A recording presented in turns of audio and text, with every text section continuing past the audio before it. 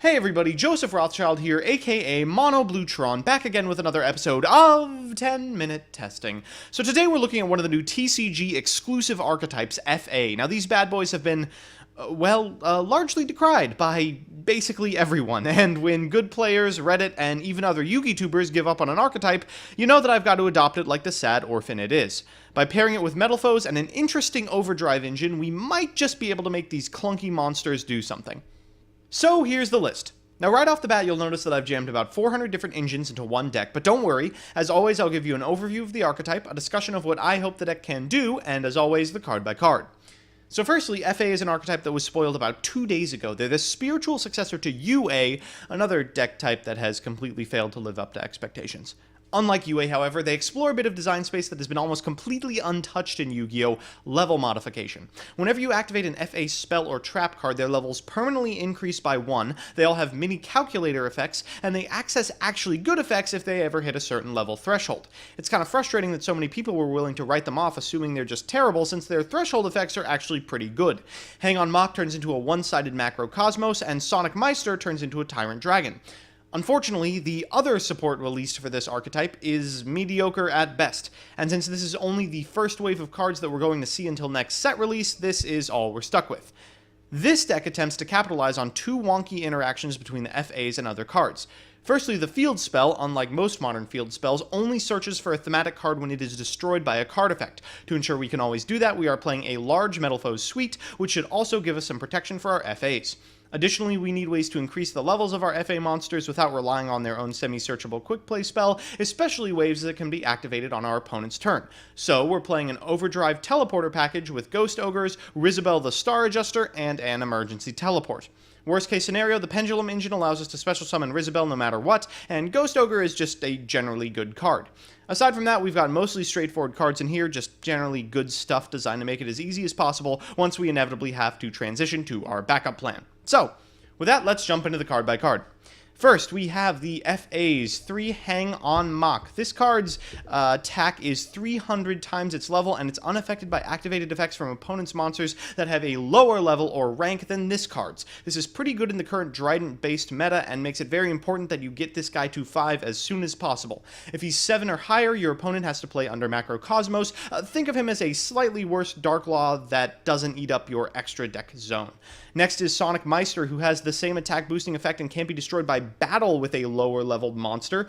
Helpful. If he's level 7, then he can attack monsters twice per battle phase. Yawn. Both of these car people get a permanent level when you activate an FA spell. Next are the foes. 3 copies of Volflame, 3 copies of Silvered, 3 Gold Driver, 2 Steeleren, and 1 Bismugear. Light on gears as always. 3 copies of Silvered because he's a teleporter target. We're there now. 3 Overdrive Teleporter, probably a little too many, can't be special summoned, but we can always pendulum summon 1 monster and just tribute it. For 2,000 life points, you can special summon 2 level 3 Psychics from your deck, but only once while this card is face up on the field, and I will almost always be getting Rizabel and Ghost Ogre, who are next. Rizabel, when specialed, increases a monster's level by 3, and Ghost Ogre, a lot of people don't know this, can be activated from the field. Next are our FA spells. 3 of the field spell itself, Circuit Grand Prix, or whatever it's going to be called in English localization, which increases an FA guy's level by 2 during the battle phase only, and lets you draw a card if you ever manage to destroy a monster with an FA. Most importantly, it searches when it's popped, and then we get 3 Downforce, which increases the level by 2 until end of turn, then can be banished from the graveyard on a different turn for the same effect once again.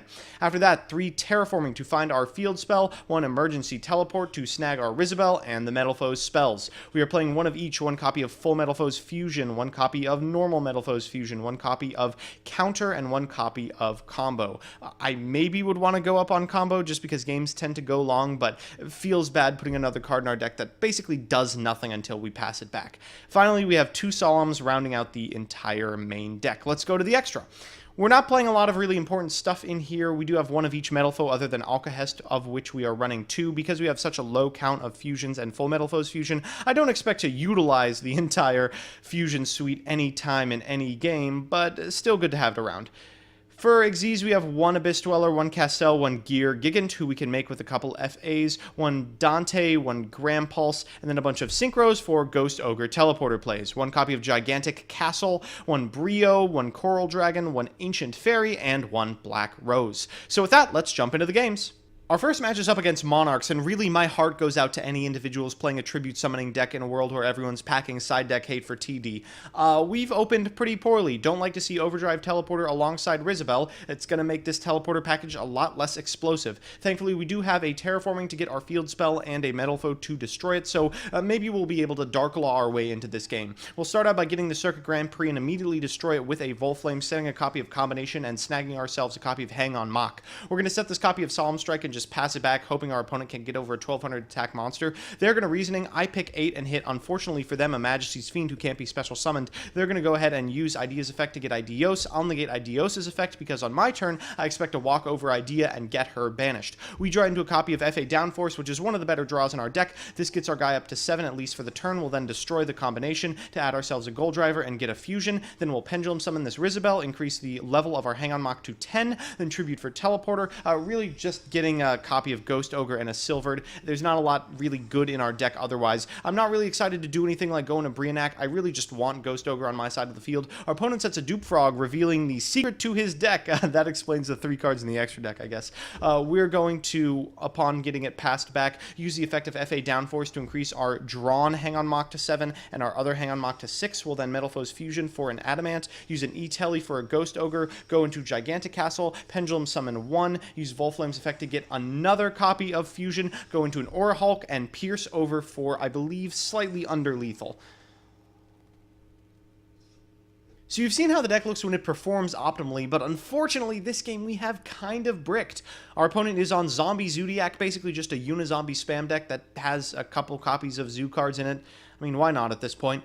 We've opened almost exclusively backup plan cards, 4 copies of METALFOEs and a Ghost Ogre and Snow Rabbit. Quite good on the draw, but there's not a lot of places to go with this hand. With no access to our FA cards and no access to Overdrive Teleporter, we might be in for a rough one. Our opponent's going to start by normal summoning Summoner Monk, and I should have killed it when it switched to defense, but I thought it was Heroes. I mean, who else plays Summoner Monk, and I didn't want to get a Hero Lived. He's going to go into Unizombie and then send a Mizuki, go into Broad Bull, which I will immediately Ghost Ogre. Really want to stop the Zoodiac train whenever I can. Unfortunately, that Mizuki Engrave is going to look pretty good next turn. We draw now the best card in our deck, Overdrive Teleporter, so we're going to Pendulum Summon this Stealer and then Tribute it for Teleporter. We can do a lot of damage here, but not lethal, so I'll prioritize getting a Ghost Ogre on board to interrupt my opponent's plays next turn and just do about 4,000 points of damage. We get to destroy Bismugear to add a Volflame to our hand at end step and set a copy of Combination, which is pretty choice. Our opponent's going to start by banishing this Mizuki in order to get Unizombie. He's going to use the effect. I know he's sending Mizuki and he'll just do it again, but I decide to Ghost Ogre anyway because I want these Mizukis banished. He's going to then use Unizombie's other effect, normal summon a copy of Goblin Zombie and go into Omega, setting a Canadia and adding a Zombie Master to hand. So if we can get over the Omega, we might be able to do it. Thankfully, we draw a really good card, the FA Field. We will destroy this copy of Combination in order to add a Volflame to our hand, then destroy this copy of FA Field in order to add a copy of Hang on Mock to our hand. At this point, we can perform a giant Pendulum Summon and get in for an absurd amount of damage, enough to kill him even through the Canadia that he's going to activate on my Volflame. As always, we're going to end our third game with the meta-defining monstrosity Zoodiac. Thankfully, we are going first, and this is actually a pretty good hand against them. We have access to the field spell, which we can immediately destroy with one of our many METALFOEs. We can plus off of Bismaja. We have a full METALFOE's Fusion that we can maybe psych our opponent out with. Things might be alright. We're going to start with the Terraforming in order to get a copy of FA Stadium Grand Prix, which we will immediately destroy in order to get a Combination set and a Hang on Mock to our hand. We'll then use Gold Driver to destroy Bismaja for a counter, because stuff is getting destroyed next turn. Then we will get a copy of Volflame and pass it back. Our opponent's going to start with an Upstart Goblin, then a Tanky into a Rat Pier, followed by a Twin Twister. We will chain the full METALFOE's Fusion in order to get an Alcahest, which is fine. I was really hoping to get his normal summon off the Rat Pier, but unfortunately he has the Barrage. So we're going to have to take this Whiptail, allowing him to do the full Rat Pier combo. I mean, you can basically just zone out for the next 30 seconds. This is nothing you haven't seen before. Broad Bull getting Whiptail into Leica, getting Ram into Dryden, targeting Ram, and then targeting Rat Pier, and then going into, you guessed it, Digusto Emerald.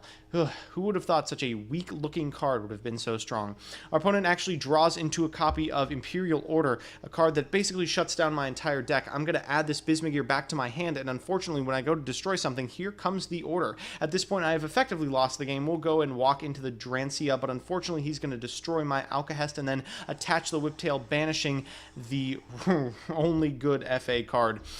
We're basically out of the game at this point, but like all good Zoodiac players, our opponent takes 10,000 years to win. They'll go ahead and shuffle 3 cards back into their deck.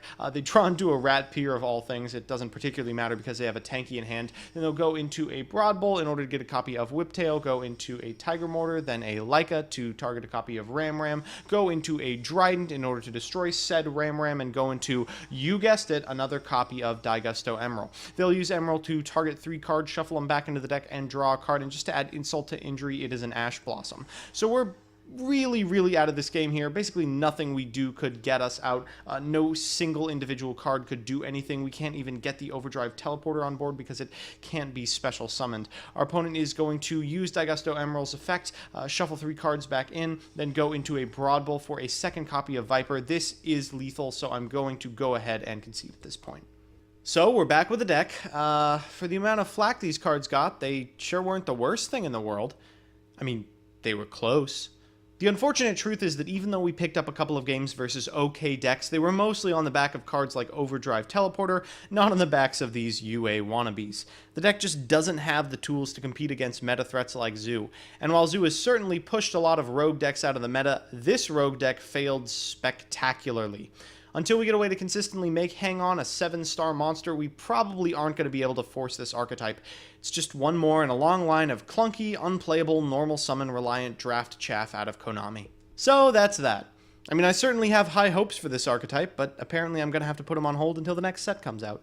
If you want to see me play the decks I make on this show on stream, I'm on twitch.tv/monobluetron every Monday and Thursday from 10 to midnight Eastern Standard Time. And if you have an idea for a certain deck or archetype, let me know in the comment section below, and I will do my best to check it out. Otherwise, I will see you Sunday.